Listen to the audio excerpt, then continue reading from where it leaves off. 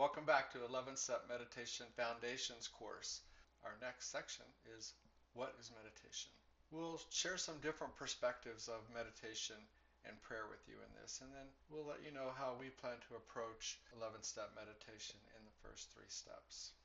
So this is from a Catholic definition of prayer and meditation. And it shows different categories and degrees. So we have the vocal prayer, things that we say out loud. We say the Serenity Prayer, we do the Our Father, we do the third step prayer. And a lot of times it's a little bit rote, not a lot of a feeling and attention to it. An effective prayer would be more where we're more mindful of what we're saying. We're adding feeling of love, of caring, a deep understanding of what we're saying, and it activates more of our senses. It activates our emotions as well as our thoughts. Meditation, in this regard, in this definition, is more methodical. Sometimes it's a prayer of reflection, as we mentioned in the other one, and can also be included with meditative reading. There's a practice called Lectio Divina, where you read something spiritual and then just sit with it and rest with it and see what it brings up for you. Prayer of simplicity or of simple gaze. Many practices just have a type of meditation or prayer where we just gaze at images of higher power or just beautiful images. In the mystical union, this is really levels of interior states of contemplation. Some of the greater mystics and people have written about this. It's something I don't know that we will all get to, but it's certainly something to aspire to. And through all our meditation and prayer practices, we will certainly kind of move up and around and through these different levels. So let's take a different look at this also. So Thomas Keating, in his book Open Mind, Open Heart, which presents the centering prayer method of meditation. I love how he describes meditation as a relationship. And something I never knew about, that the language of the ancients, the word for prayer meant open to oneself or listen to divine presence. Somehow we got to thinking that prayer is talking to God and we're forgetting to listen. But in this example, if we look at the different levels of relationship between us and our higher power, we've got acquaintanceship, friendliness, friendship, and intimacy. Where if we're just saying the rote prayers, it's a vocal prayer. We're saying them out loud. It's, hi, how are you? God, grant me the serenity. It's at that level of intention and focus and emotion. Or friendliness is, I like to think of it as water cooler friendly. Hey, how are you? What's going on today? Gee, the weather, it's really changing. I'll see you later today. That type of thing. We have some friendliness. We are acquainted with each other. And this is kind of our daily prayer practice. It's something that I do in the morning when I'm reading our devotional daily reflections and things like that. It's if I don't take time to really sit and think about it, then I would categorize it as the friendliness or reflective type of prayer. And then there's friendship. So if you have a good friend and they're sharing something with you, they have a response from the heart. We have an emotional connection that you really care about this person and what they're saying.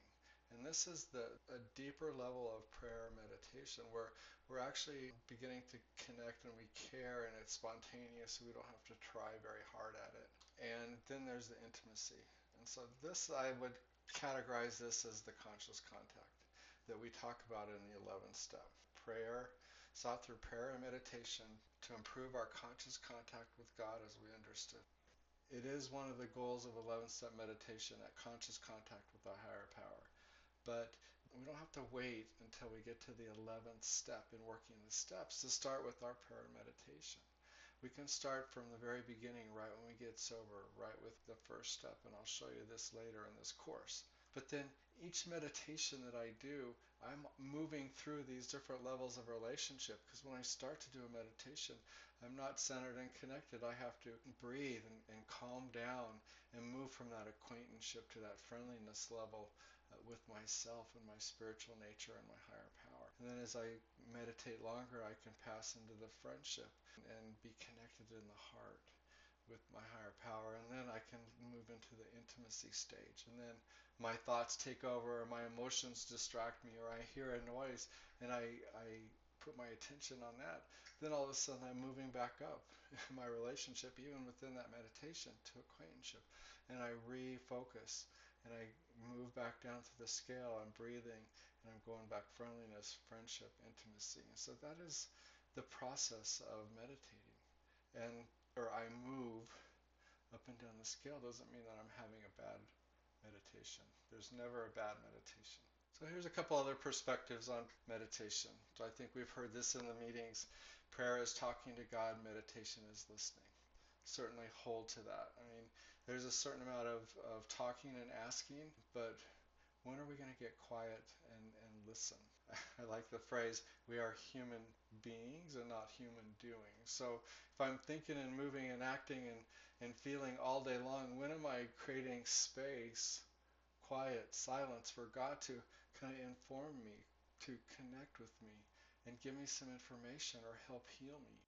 In beginning meditation, what we're going to go through in this course is a little bit of prolonged concentration. I don't know about you, but I'm a little bit ADD and I'm all over the place. My mind is all over the place, my attention.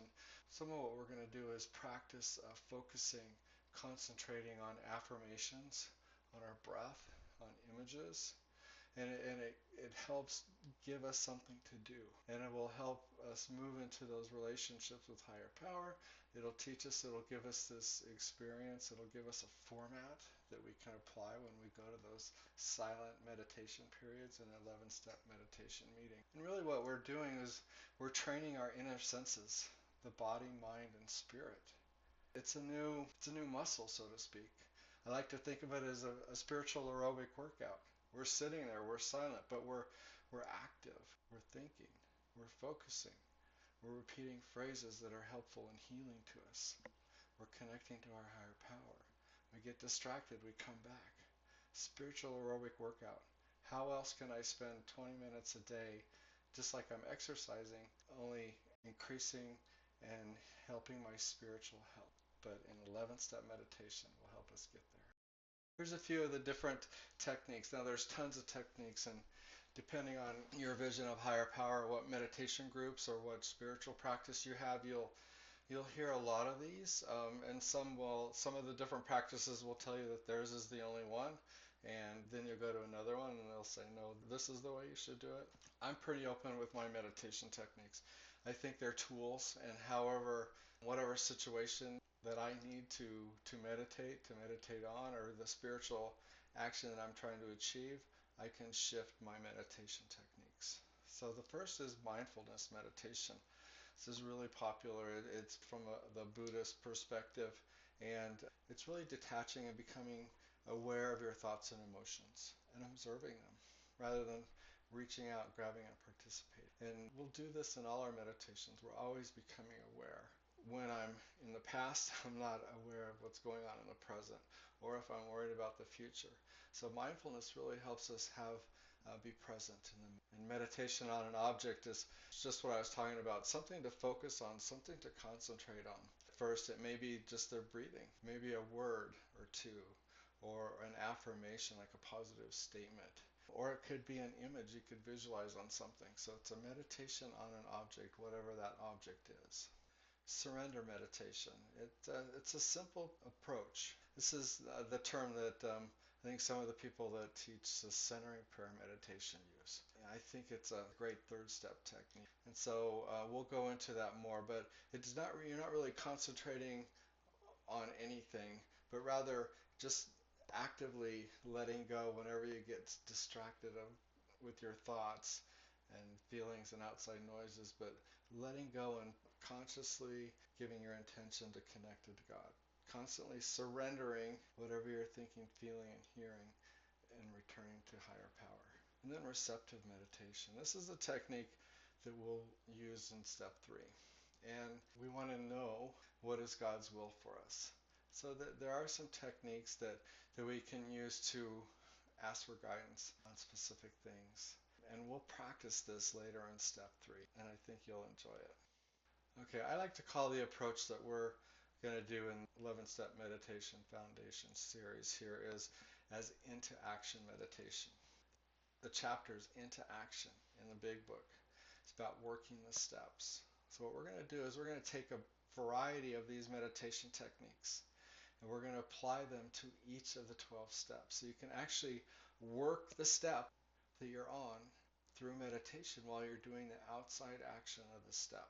For me, it's really deepened my understanding of each step. It helps me change whatever I need to change to affect the step. And in this retreat, we're going to actually learn how to work the first three steps of meditation. And then this will be the foundation of the meditation techniques as we continue to build other courses to apply these to the rest of the steps. Let's get started. So, some beginning meditation techniques. So we're going to have a meditation here in a few minutes, and this is your inner spiritual workout.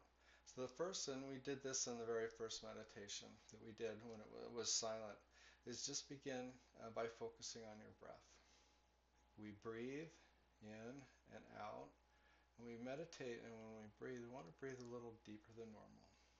And we can follow our breath in as it goes through our mouth and our nose, and we can follow it out from our lungs as we exhale it.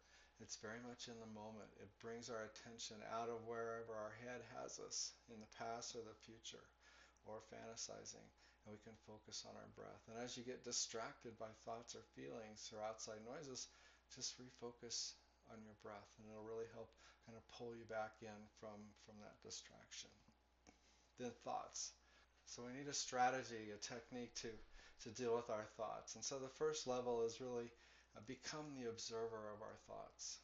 Imagine that you're not the thinker, but you're just observing your thoughts. Oh, I'm having a thought. Look, I can see it. Imagine that it's floating on the wind like a leaf in the breeze, or down a stream, and you can see it, and you can choose not to grab onto it. You can acknowledge it, there it is, but I'm not going to reach on and grab to it and say, oh, I better make my shopping list while I'm in this silence, and really start working the thought. So thoughts will happen, we think, we're human. Detach from your thoughts, practice being observing them. But then if you do catch yourself grabbing onto them, and it will happen, just become aware of that, let go of the thought, then start by focusing on your breath and getting back on track with whatever we're focused on in the meditation. And it'll happen. Remember that relationship grid that we just looked at. So that's how you move back and forth, and this is how you get back in and get centered. In the into action meditations, we're going to use affirmations as a mantra. It gives us something to concentrate on. It directs our mind. And it also, there's certainly an aspect of computer programming. So what I think I become. So for thinking positive thoughts and really concentrating on them and adding the feeling and the image of the thought as we're thinking it, that's a powerful energy experience that we're having. That'll really help to start remap our brains and get some of that neuroplasticity into action. So the next meditation we're going to do, I thought we'd do a meditation on the Serenity Prayer. And as I just said, I like to turn things into affirmations. So these are affirmations, so affirming statements, the Serenity Prayer. What I'm going to do is I'm going to guide a meditation. But I'm not going to do it in this video. So the guided meditation will be in an audio file right below this video in the course. We'll end the section, what is meditation now? And then we'll have you move right into a guided meditation. And then coming up next will be how to meditate with step one, how to work step one in meditation. Okay, we'll see you in the meditation.